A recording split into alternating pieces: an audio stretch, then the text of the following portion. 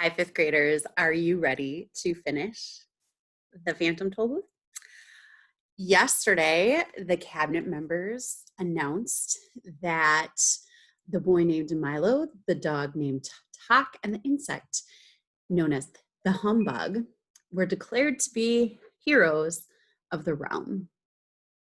The five cabinet members then rolled up the largest parchment and with many bows and flourishes retired. They went away.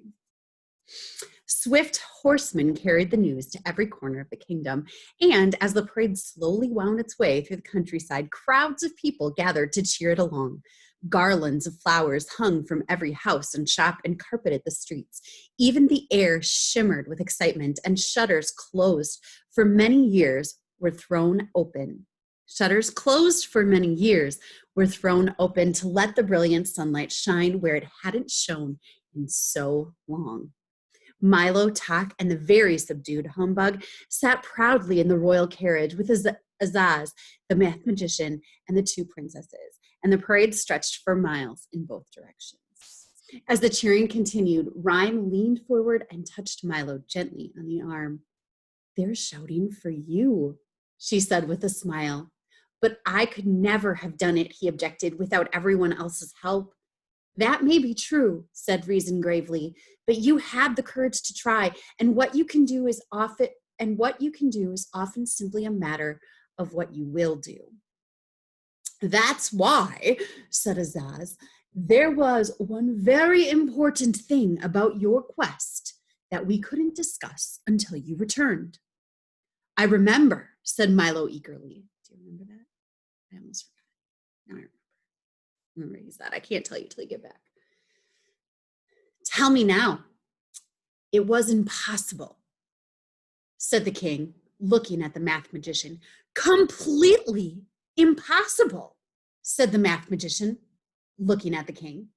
"Do you mean," stammered the bug, who suddenly felt a bit faint. "Yes, indeed," they repeated together. "But if we told you then, you might not have gone. And as you've discovered, so many things are possible just as long as you don't know they're impossible." And for the remainder of the ride, Milo didn't utter a sound. Finally, when they'd reached a broad, flat plain midway between Dictionopolis and Digitopolis, somewhat to the right of the Valley of Sound and a little to the left of the Forest of Sight, the long line of carriages and horsemen stopped, and the great carnival began. Gaily striped tents and pavilions sprang up everywhere as the workmen scurried about like ants. Within minutes, there were race courses and grandstands, sideshows and fresh refreshment booths, gaming fields, Ferris wheels, banners, bunting, and bedlam, almost without pause.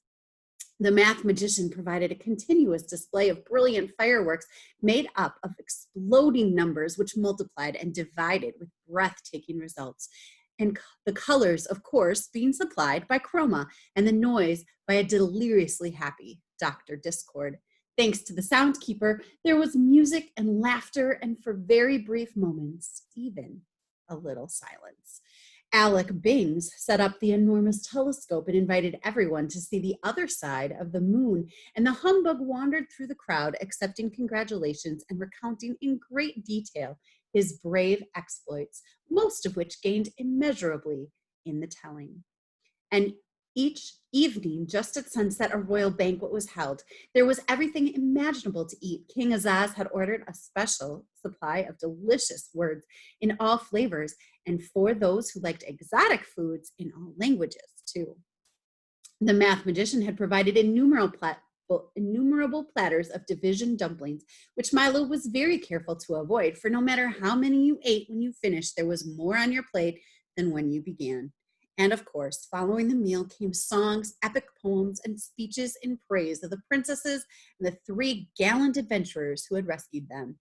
King Azaz and the math magician pledged that every year at this time, they would lead their armies to the mountains of ignorance until not one demon remained, and everyone agreed that no finer carnival for no finer reason had ever been held in wisdom.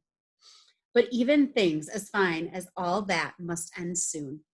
And sometime, and late on the afternoon of the third day, the tents were struck, The pavilions were folded, and everything was packed, ready to leave.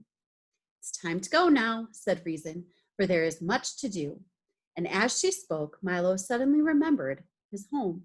He wanted very much to go back, yet somehow he could not bear the thought of leaving. Forgot to show this picture of one of the musicians. Excuse me.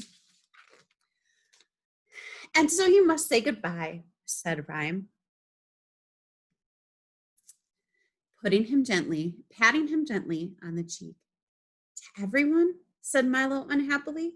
He looked around slowly at all the friends he'd made, and he looked very hard so as not to forget any of them for even an instant. But mostly he looked at Tok and the humbug with whom he had shared so much, the perils, the dangers, the fears, and best of all, the victory. Never had anyone had two more fit, steadfast companions. Can't you both come with me? He asked, knowing the answer as he said it. Afraid not, old man, replied the bug. I'd like to, but I've arranged a lecture tour, which will keep me occupied for years. And they do need a watchdog here, barked Tok sadly.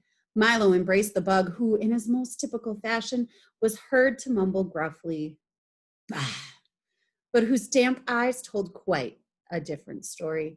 Then the boy threw his arms around Tok's neck and for just a moment held on very tightly. Thank you to everything you've taught me, for everything you've taught me, said Milo to everybody as a tear rolled down his cheek. And thank you for what you've taught us, said the king. And as he clapped his hands, the little car was brought forward, polished like new. Milo got in, and with one last look, started down the road, with everyone waving him on. Goodbye, he shouted. Goodbye, I'll be back. Here he is saying goodbye to the princesses and Humbug and to Tok.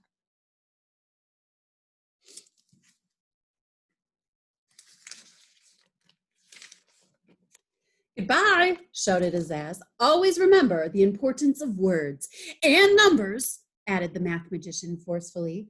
Surely you don't think numbers are as important as words, he heard Azaz shout from the distance. Is that so? Replied the math magician, a little more faintly. Why, oh dear, thought Milo, I hope they don't start at it again. And in a moment, they had faded from sight as the road dipped, turned, and headed for home. Chapter 20, Goodbye and Hello. As the pleasant countryside flashed by and the wind whistled a tune on the windshield, it suddenly occurred to Milo that he must have been gone for several weeks. I do hope that no one's been worried, he thought, urging the car on faster. I've never been away from home this long before. The late afternoon sun had turned now from a vivid yellow to a warm, lazy orange, and it seemed almost as tired as he was. The road raced ahead in a series of gentle curves that began to look familiar, and off in the distance the solitary toll booth appeared, a welcome sight indeed. In a few minutes he reached the end of his journey, deposited his coin, and drove through. And almost before realizing it, he was sitting in the middle of his own room again. It's only 6 o'clock, he observed with a yawn. And then, in a moment, he made an even more interesting discovery. And it's still today. I've only been gone an hour, he cried in amazement, for he'd certainly never realized how much he could do in so short of a time. Milo was much too tired to talk and almost too tired for dinner, so without a murmur, he went off to bed as soon as he could. He pulled the covers around him, took a last look at his room, which somehow seemed very different than he'd remembered, and then drifted into a deep and welcome sleep. School went very quickly the next day, but not quickly enough, for Milo's head was full of plans, and his eyes could see nothing but the toll booth and what lay beyond. He waited impatiently for the end of class, and when the time finally came, his feet raced his thoughts all the way back to the house.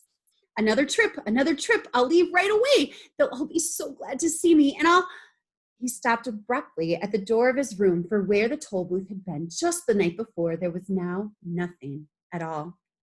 He searched frantically throughout the apartment, but it had vanished just as mysteriously as it had come, and in its place was another bright blue envelope, which was addressed simply, "For Milo, who now knows the way." He opened it quickly and read, "Dear Milo, you have now completed your trip. courtesy of the Phantom Tollbooth. We trust that everything has been satisfactory and hope you understand why we have come and collected it. You see, there are so many other boys and girls wanting to use it too. It's true that there are many lands you've still to visit, some of which are not even on the map, and wonderful things to see that no one has yet imagined. But we're quite sure that if you really want to, you'll find a way to reach them all by yourself. Yours truly. The signature was blurred and couldn't be read. Milo walked sadly to the window and squeezed himself into one corner of the large armchair. He felt very lonely and desolate as his thoughts turned far away to the foolish, lovable bug, to the comfortable assurance of Talk standing next to him, to the erratic, excitable Din, to little Alec, who he hoped would someday reach the ground, to Rhyme and Reason, without whom wisdom withered, and to the many, many others he would remember always. And yet, even as he thought of all those things, he noticed somehow that the sky was a lovely shade of blue, and that one cloud had the shape of a sailing ship. The tips of the trees held pale young buds, and the leaves were a rich, deep green. Outside the window, there was so much to see and hear and touch, walks to take, hills to climb, caterpillars to watch as they strolled through the garden. There were voices to hear and conversations to listen to and wonder, and the special smell of each and every day. And in the very room in which he sat, there were books that could take you anywhere, and things to invent and make and build and break, and all the puzzle and excitement of everything he didn't know, music to play, songs to sing, and worlds to imagine, and then someday make real. His thoughts darted eagerly around as everything looked new and worth trying. Well, I would like to make another trip, he said, jumping to his feet. But I really don't know when I'll have the time. There's just so much to do right here. And there he is, deciding what his next adventure is going to be. And what he realized is that there's a lot of adventure for him right where he is. And that is the end of the Phantom Tollbooth. I really hope that you enjoyed the Phantom Tollbooth. What I love about the Phantom Tollbooth is that the characters are witty and fun, and I love all the play on words that is in this book we stopped and we talked about throughout the book. It's very fun, and just I feel like you guys learned a lot of words that you didn't really know before, like din, for one, when we talked about the great din. And I think that's really cool. So this is The Phantom Tollbooth by Norton Juster. And the information for this should be in your book log already. You should also have written in there that there are 256 pages.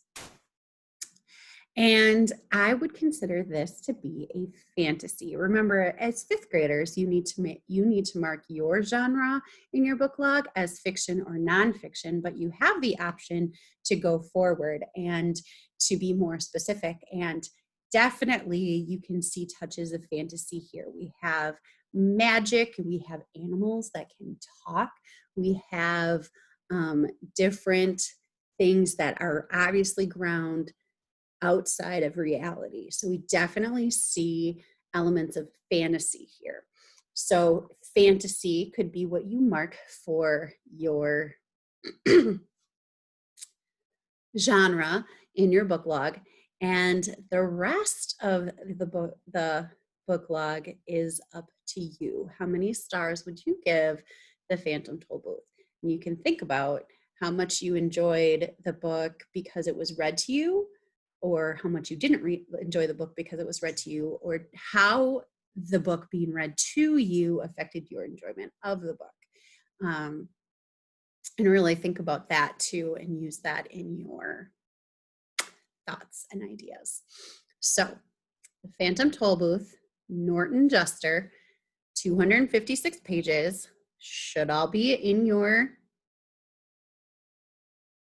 book log in your notebooks already, but if it's not, maybe your sub today, who I think is Mrs. Hubbard, but maybe not. Could write that down for you or help you remember. And you can go ahead and fill out your book log if your sub decides to give you the chance to do that. So you have finished a book. I can't wait to see what you have to say. Be good for your sub. I really, really miss you. I cannot wait to see you again. Hopefully Monday. Monday. We're just gonna say Monday. No hopefullys. Monday I will see you. And bye.